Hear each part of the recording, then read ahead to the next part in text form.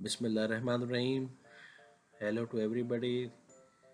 This is your management guru Dr. Yusuf Majid. Again, इस दुआ के साथ शुरू करते हैं कि अल्लाह ताला हम सबको हेल्दी, हैप्पी और प्रॉस्पेरस रखे, सेटिस्फाइड रखे, आमीन। आज का हमारा टॉपिक है ऑर्गेनाइजेशंस का डाउनफॉल होना या ऑर्गेनाइजेशंस का डिसक्रेडिट होना in the eyes of the customer. वो कौन से बैक्टीरिया हैं, वो कौन से वायरसेस हैं, वो कौन से पैरासाइट्स हैं जो ऑर्गेनाइजेशन के डाउनफॉल का सबब बनते हैं या ऑर्गेनाइजेशन को डिसक्रेडिट करते हैं। इम्पॉर्टेंट वन इज ऑर्गेनाइजेशन के अंदर मुख्तलिफ टाइप के ग्रुपिंग होना on the basis of religion, ethnicity, या 3-4 सीनियर लोग जो है वो मिलके ग्रुप बनाना शुरू कर देते हैं मुख्तलिफ तरह के, और एम्प्लॉयज़ जो होते हैं उस ग्रुप को ज्वाइन करना शुरू कर देते हैं, अनऑफिशियल मेंबरशिप लेना शुरू कर देते हैं।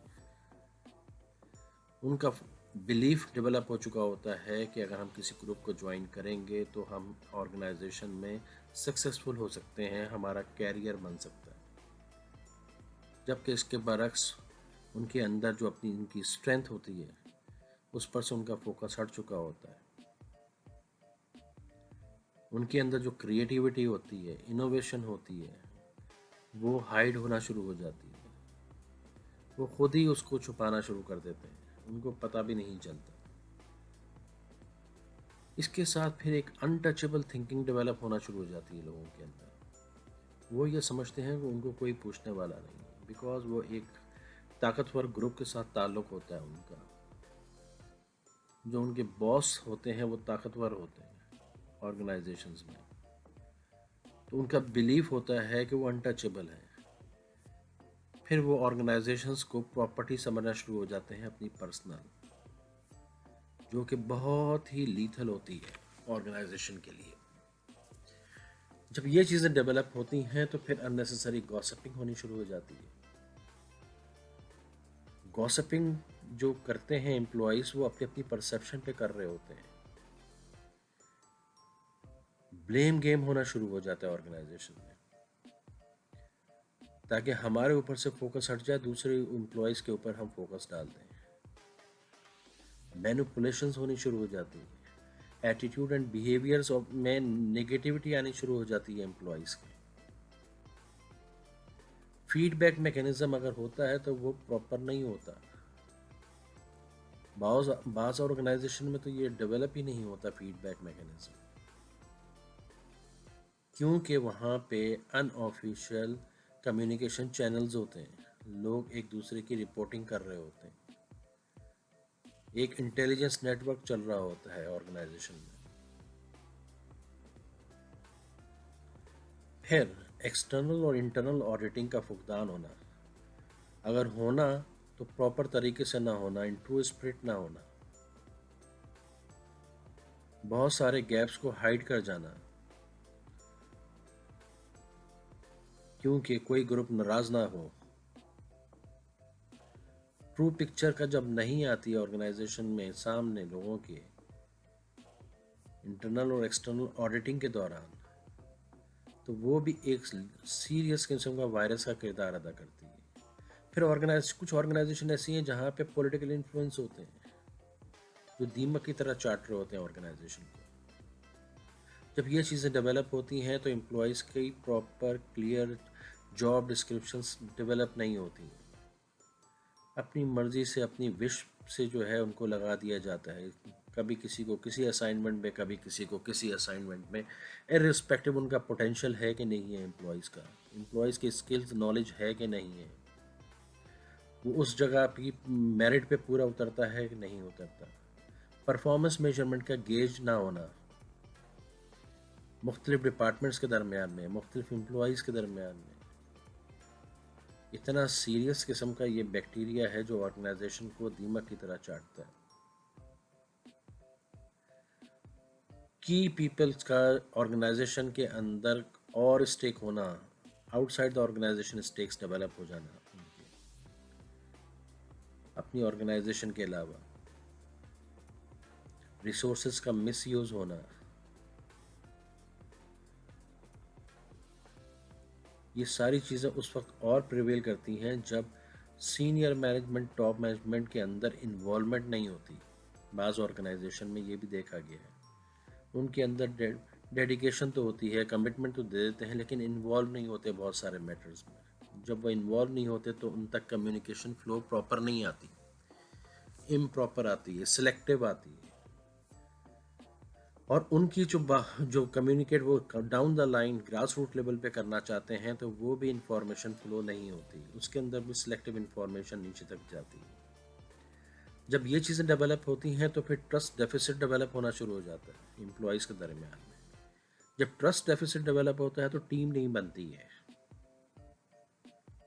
एक दूसरे के साथ सारी लिंकेजेस हैं इनकी।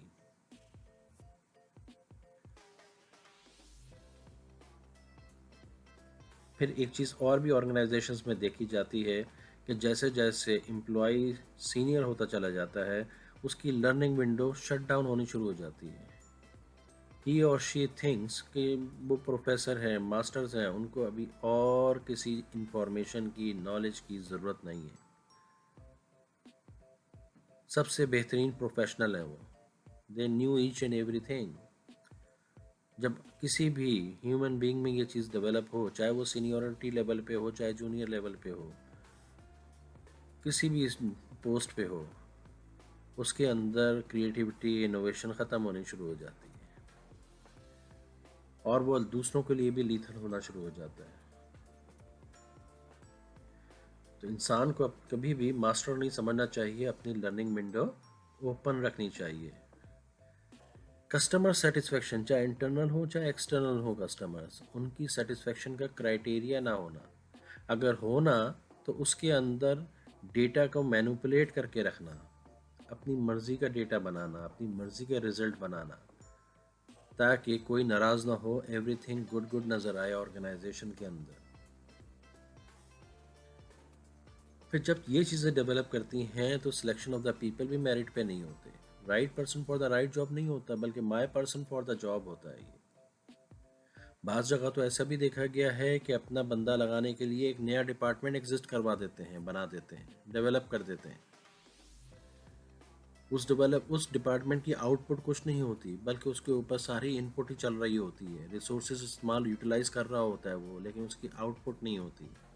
एक ऐसा पैरासाइट डेवलप हो जाता है ऑर्गेनाइजेशन के अंदर जो उसकी एग्जिस्टेंस के लिए खतरा होता है, क्योंकि वो रिसोर्सेज को तो इस्तेमाल कर रहा होता है लेकिन आउटपुट बहुत कम होता है उसका। एडहॉक डिसीजंस लेना, लॉन्ग टर्म स्ट्रेटजी प्लानिंग ना करना, मार्केट सर्वे नहीं करना कि हमारी कॉम्पिटिटिव ऑर्गेनाइजेशंस दूसरी क्या कर रही हैं।